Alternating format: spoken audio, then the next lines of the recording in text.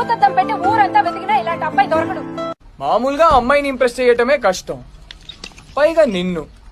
I love you. ఈ అమ్మాయిని నేను ప్రాణం కన్నా ఎక్కువగా ప్రేమిస్తున్నా. ఏ మిస్ అమ్మా ఆగు. I love you. అచ్చం అమ్మలానే ఉంది. నేను నిన్ను ప్రేమిస్తున్నాను. తనతో బతకడానికి నేను రోజు చేస్తున్నా.